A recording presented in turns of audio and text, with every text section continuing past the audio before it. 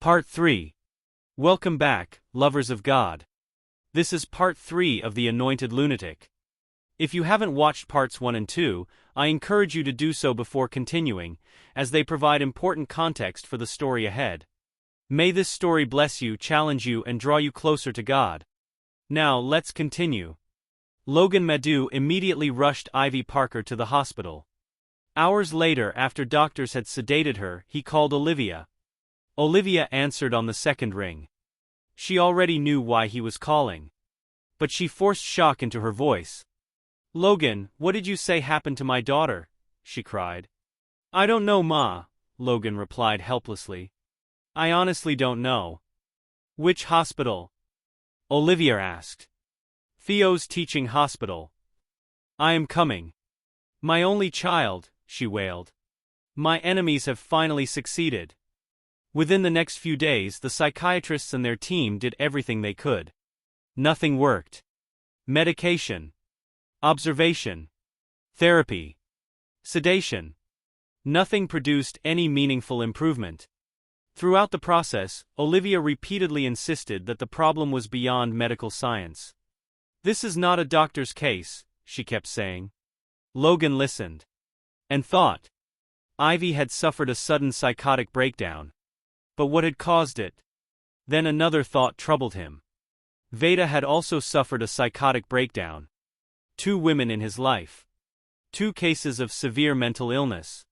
Was it merely coincidence? Or was there something else at work? For the first time, Logan wondered if he was somehow cursed. Meanwhile, he noticed something strange about Olivia. She cried. She complained. She played the role of a grieving mother perfectly. Yet something felt off. The grief did not seem genuine. Or was he imagining things? Eventually, Olivia insisted on removing Ivy from the hospital. The doctors objected. Olivia ignored them. What interested Logan was where she intended to take her daughter. "I'm taking her to MFM Church," she announced. Logan nodded. "I know a branch nearby." The church building itself was unimpressive. Simple. Modest. Yet it was crowded. Many of those gathered were young men. Some were restrained with chains. Most had been brought by desperate mothers seeking help. The atmosphere was intense. Prayers filled the air. The kind that spoke of fire, deliverance, and destiny. After waiting for some time, they were finally ushered into the pastor's office. The office was modest. Nothing about it suggested wealth or prestige. Yet it was a place where countless broken lives had encountered hope. "Welcome, madam," the pastor said. He appeared to be around 40 years old. Young but serious-minded. "Good afternoon, sir," Olivia replied. The pastor nodded politely. "What can I do for you?" Olivia pointed towards Ivy. "I brought my daughter. She has become psychotic. Please help us, sir." The pastor studied her quietly. Then he asked a question no one expected. "Madam, do you truly want your daughter to be well again?" Silence filled the room. A long silence. Olivia felt her stomach tighten. She understood the implication behind the question. The pastor was seeing something. Something he should not have seen. "Excuse me," she replied carefully. "That is why I brought her here." The pastor continued looking at her. Then he slowly stood up. Without another word, he walked towards the door. "Pastor, please," Logan said, confused. Olivia folded her arms. "Leave him," she said sarcastically. "Perhaps he doesn't have the power to help my daughter after all." But the pastor did not respond. He simply opened the door and walked out. Back in the deliverance hall, Olivia's face darkened. "Take her to the car," she ordered her security men. The bound Ivy was lifted and carried away. As they left the church compound, a troubling thought occurred to Logan. Both Ivy and Veda's destinies were somehow linked to his own. Yet when he looked back, he could only see failure. He had failed Veda. He had failed Ivy. And he had failed God. Whatever divine assignment had once connected their lives, he had not fulfilled it. The realization weighed heavily on him as he watched Ivy being loaded into the vehicle. For the first time in a long while, Logan wondered whether some mistakes carried consequences that could not be undone. Meanwhile, Logan turned to the pastor. "Please, sir," he said. "Reconsider. My fiancée needs help." The pastor stopped and turned to him. "You don't understand," he said quietly. "Then help me understand." The pastor studied him for a moment. "Her mother understands." Those 4 words left Logan bewildered. Before he could ask another question, the pastor walked away. Logan stood alone in the church compound. Confused, troubled, and strangely convicted. The pastor was a relatively young man, yet he was fulfilling his purpose. Once upon a time, Logan had a calling too. A genuine calling. But somewhere along the way he had abandoned it. He thought of Uzzah reaching for the Ark of Covenant, what God had not assigned to him. Then he thought of himself. "I wanted to help God to fulfill ministry. And I ended up doing nothing at all." He remembered Veda's warning. The warning he had tried to manipulate to fit his own plans rather than God's purpose was the same warning he had ignored, and it had ultimately cost him everything. He had once hoped that Veda's spiritual gifts would become an asset to his ministry. He imagined a future in which they would serve together in the work he believed God had called him to do. Instead, that ministry never materialized. Veda descended into madness and wandered the streets. Now Ivy too had lost her mind. Although he had thrown himself into business and kept himself occupied with work, the truth remained unchanged. He was not fulfilling his purpose. The realization weighed heavily on him. Like Samson, he had allowed his hair to be cut off, not literally but spiritually. Through compromise, pride, and misplaced priorities, he had drifted away from the calling God had once placed upon his life. The realization settled quietly in his heart. Meanwhile, Olivia took Ivy home. She locked her inside a room and instructed the household staff not to let her out. She would decide what to do later. Most importantly, she needed to ensure that the madness did not somehow rebound onto her. After all, she reasoned, this was Ivy's fault. The girl had pushed too hard. Demanded too much. These were simply the consequences. Meanwhile at the Akubu's mansion, a month had passed. And Veda rarely left her room.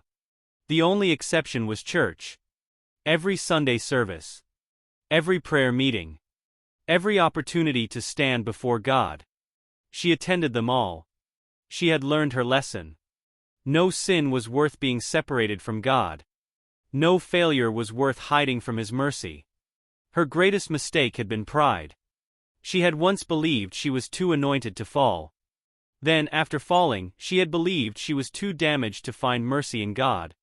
Now she knew better. She prayed daily for the grace never to repeat that mistake.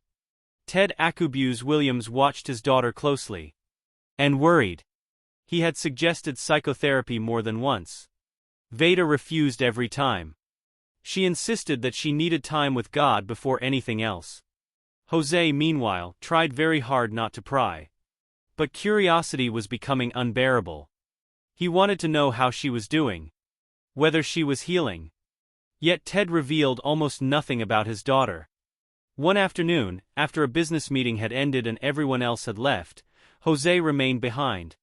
Ted was about to sit behind his massive desk when Jose finally asked the question that had been bothering him for weeks. "Sir, how is Veda doing?" Ted paused. Slowly, he looked up at the younger man. What he saw made him smile inwardly. There was genuine concern in Jose's eyes. Concern. Affection. And perhaps something even deeper. Love. "She's doing fine," Ted replied. "But she still refuses to tell me exactly what happened to her." Something flickered in Jose's eyes.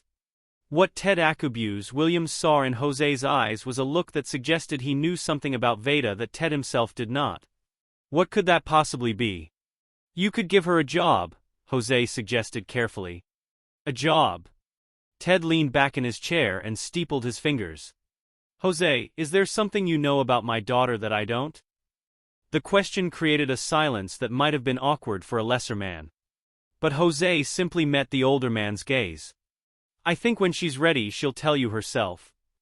Ted considered the response. Then he decided to play along. He had spent more than 30 years in business.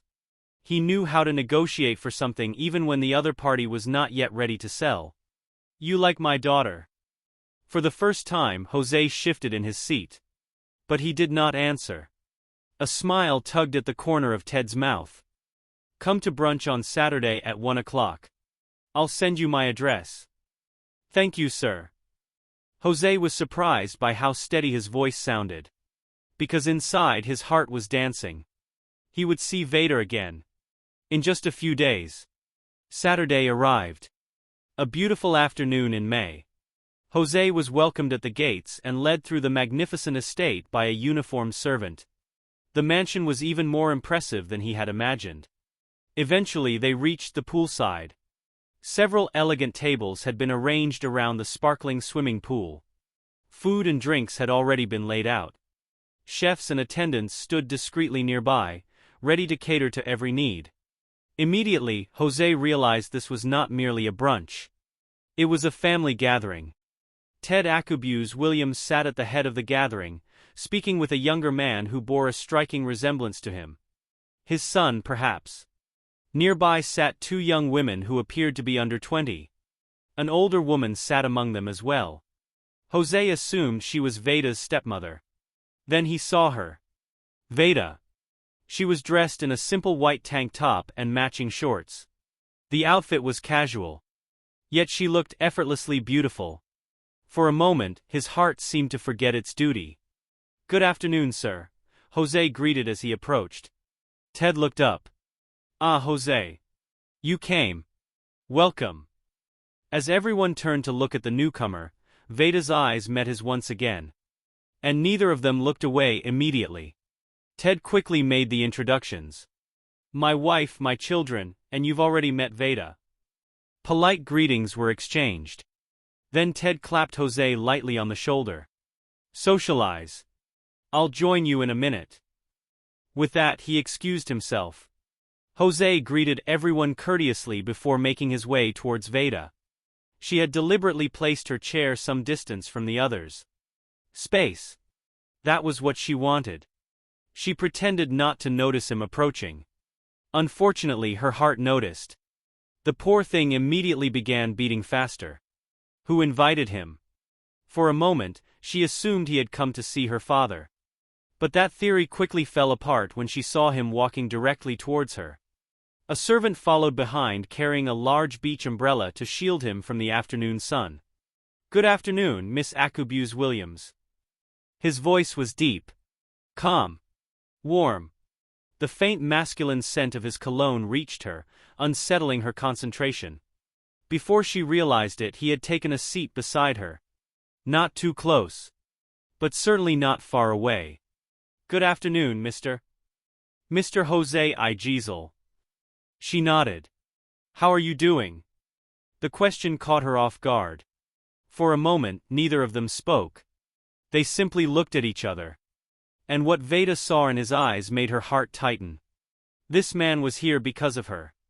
And he was not going anywhere. Somehow she knew it. The realization frightened her. What exactly did he mean by asking how she was doing? She had come home to hide. To hide from the shame of her past. From the memories of madness. From the fornication. From the pregnancy she had lost. From the mistakes that still haunted her. "Are you from Ijua?" she asked suddenly. "Yes." A smile touched his lips. "And we've met before." Veda frowned slightly. "We have." His gaze remained steady. For reasons she could not explain, she found herself looking directly into his eyes. The feeling was strange. Warm. Grounded. Safe. Meanwhile, Jose was struggling to contain his joy. The difference was astonishing. Gone was the pale, fragile woman he had worried about. Her skin glowed with health. Her cheeks carried color. Her hair, once tangled, dirty, and neglected, was neatly gathered into a bun decorated with butterfly clips. She looked alive. She looked whole. Most of all, she looked beautiful. "You look beautiful," he said quietly. Veda's eyes widened. For a second she forgot how to breathe. Did he just call her beautiful? Across the poolside, Ted Akubuse Williams noticed the exchange and smiled inwardly. For months, he had been trying to bring his daughter out of the shell she had built around herself. Perhaps Jose was exactly what she needed. And judging from the way the two of them were looking at each other, his instincts had been correct. Meanwhile, refreshments arrived. Veda immediately seized the opportunity. She picked up a glass of juice and focused her attention on it. Anything to regain her composure. Anything to create a little distance between herself and the dangerously kind man sitting beside her. Unfortunately, Jose had no intention of making things easy for her. He was not about to let her escape so easily. "Miss Veda, what are your plans now?" Veda pretended not to hear him. She turned a page in the book resting on her lap and concentrated intensely on the words. Or at least she pretended to. "Miss Veda, please be kind to me." No response. "Miss Veda." Veda released an exaggerated sigh. The sound drew a chuckle from Jose. She glanced towards her father, who was busy talking to his wife, and immediately suspected a conspiracy. Her father had set her up. "What do you want from me?" she asked. "Just talk. I didn't invite you here, so why are you bothering me?" A smile tugged at his lips. Hebrews 13 verse 2. Be kind to strangers. His face held gentle amusement. "And you think you're an angel?" "No." His voice softened. "You're the angel." As he spoke, he gently adjusted one of the butterfly clips pinned in her hair. The gesture was innocent. Yet it sent an unexpected warmth through her. For a moment, neither of them seemed aware of what had happened. Then Veda laughed. A genuine laugh. Perhaps the first one Jose had heard from her. "Me? An angel?" Jose watched the disbelief on her face. She still did not understand. She had not yet come to terms with God's grace. If God had restored her, if God had healed her, then surely she was precious to him. Surely her story was not over. But Veda was already retreating again. Back behind her walls. Back behind her caution. Back behind the shame she still carried. Another month passed. Eventually, Ted Akubuse Williams convinced Veda to accompany him to the office. It was a small step. But it was progress. That morning she sat quietly at the small conference table inside her father's office, reviewing documents while waiting for a meeting to begin. The door opened. Logan entered with Killian. Logan saw her first. And nearly suffered a heart attack. He stopped walking. Completely. If his brother had not nudged him forward, he might have remained frozen in the doorway. Ted looked up. "Good morning, gentlemen." He motioned for them to join the meeting. Still stunned, Logan obeyed. "Vida," he whispered. Their eyes locked, and in an instant, memories flooded both their minds. Vida remembered the corps members' lodge, Logan's room, the warnings he has given him, the mistakes that followed. Logan remembered something entirely different: his birthday party, Oliver pouring hot ogbono soup on Vida, the humiliation, the madness, the wandering woman he had later seen on the streets. But the woman sitting before him now was not that woman. She wore a beige blazer over a purple skirt. Her skin glowed with health. Her hair was professionally styled. Subtle makeup highlighted her features. She looked confident, elegant, whole. She looked like someone who belonged in the boardrooms, not on the streets. "Logan, good morning." Her voice was calm, polite, controlled. Yet, hearing his voice on her lips made Logan's chest tighten. Beside him, his brother Kellyan watched with growing interest. So this was a mystery. The woman from Pastor Logan's past. Ever since Logan returned from National Youth Service, he has kept everyone at arm's length. He never spoke about what happened, never explained why he abandoned ministry, never explained why certain memories haunted him. But now Killian understood. There was a story here, a significant one.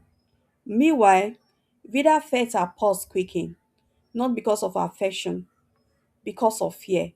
She has spent months rebuilding herself, months hiding from her shame. The last thing she wanted was someone from her past revealing what had been, the madness, the pregnancy, the mistakes, the humiliation. And Logan knew enough of her history to destroy the fragile peace she had finally found. For the first time since returning home, Vida wondered whether God brought her healing only to force her to confront everything she had been running from. Just then, Jose entered the conference room. After greeting Ted Akubeze Williams, who was making his way towards the group, Jose turned immediately towards Vida. Good morning, Mrs. Akubeze Williams. Good morning, Mr. Ijezele. The smile that appeared on Jose's face was impossible to miss. Nor was the way he held her gaze for a moment longer than necessary. Even a blind man could have seen that Jose had a special interest in Vida. Ted noticed it and found himself strangely pleased by the realization. So, gentlemen, Ted announced proudly, allow me to formally introduce my daughter, Vida Adeze Akubeze Williams. Pleasantries were exchanged, introductions followed, then the meeting began. As the months passed, Ted increasingly entrusted Vida with representing him in meetings involving Logan and Jose. The responsibility helped rebuild her confidence, and Logan found himself confronting an uncomfortable truth. He had never really known Vida at all. The woman he thought he knew was only a small fragment of who she truly was. She was intelligent, articulate, professionally competent, capable of holding her own in high level business discussions. Everything he had assumed about her had been wrong. Several times, Logan attempted to speak with her privately. Every attempt failed. Vader remained polite, professional, distant, with everyone, except Jose. Jose somehow knew how to make her laugh, how to put her at ease, how to make the guarded walls around her lower, if only for a moment. After one meeting, Logan decided to try again. Veda was packing her documents into her handbag. Jose had stepped out briefly. Veda, we need to talk. The meeting is over, Logan. Please. You know what I'm talking about. She paused and looked at him. Her expression was unreadable. You made yourself very clear the last time we spoke, she said quietly. You didn't want anything to do with me. Or the pregnancy. Logan lowered his eyes. Please. I'm sorry. I had a lot going on back then. A bitter laugh escaped her. You had a lot going on? She shook her head. I had a lot going on, Logan. Her voice trembled despite her efforts to remain composed. I was the one who lost a child. She zipped her bag shut. I was the one who lost my mind. She stood. I was the one wandering the streets of Ijua, dirty and broken, while you continued with your life. The words struck harder than any accusation. Without waiting for a response, she turned and walked towards the door. Then Logan spoke again. Does he know? Veda stopped.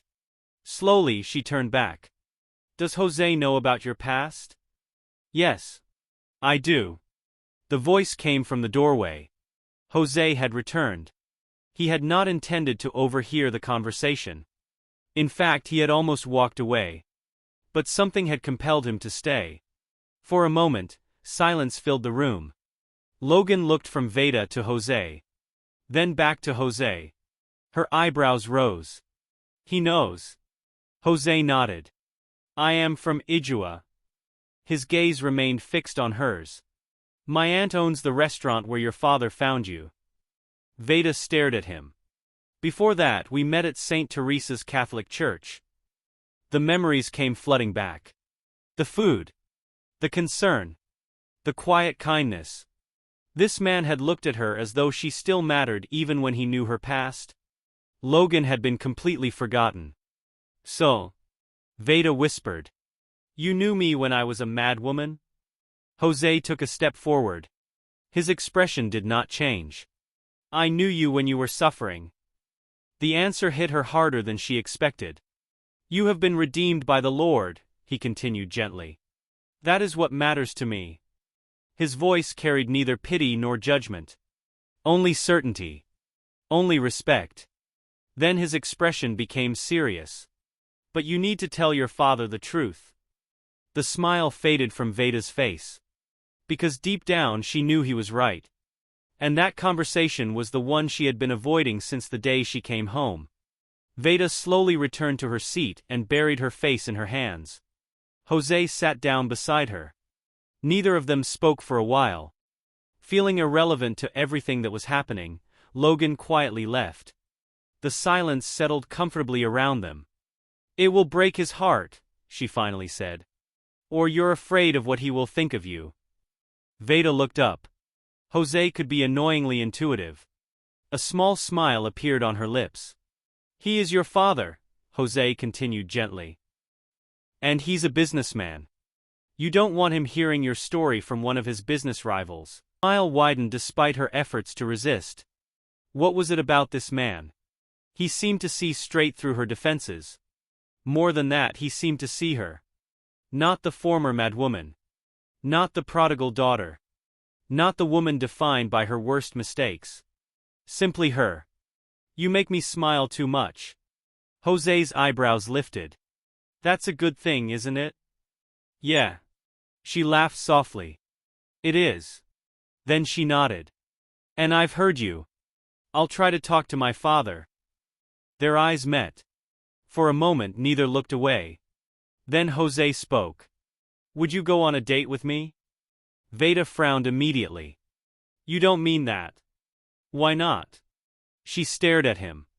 Are you sure you saw me when I was mad? The question sounded almost absurd even to her own ears.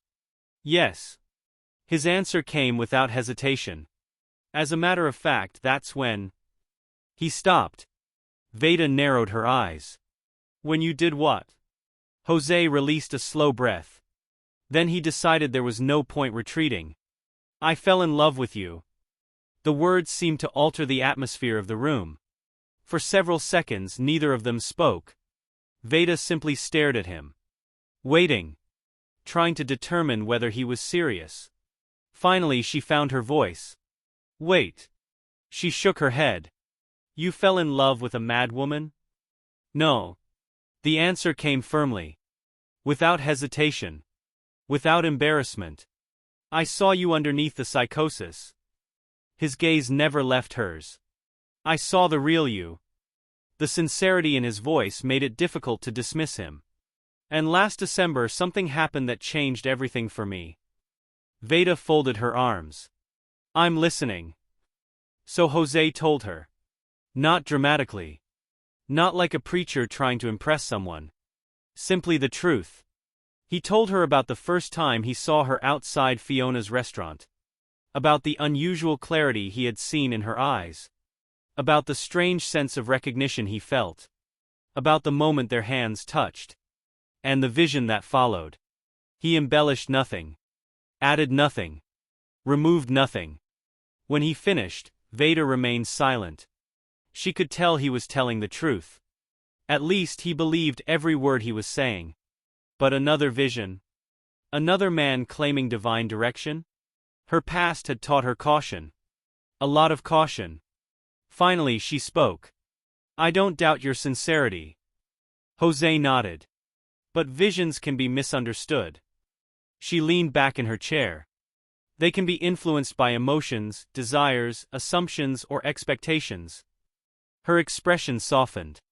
If God is truly speaking, His word will stand up to prayer. Then she smiled faintly. And Scripture? Jose smiled back. That answer was exactly what he would have expected from her. Discernment. And somehow, that made him admire her even more. I know, Jose said quietly. But I am in love with you. That's simply the way things stand. Veda looked away. I am not ready for a relationship. No pressure. The answer surprised her. There was no frustration in his voice. No attempt to persuade her. No manipulation. Just honesty. And respect. When they finally parted that day, something had shifted inside Veda.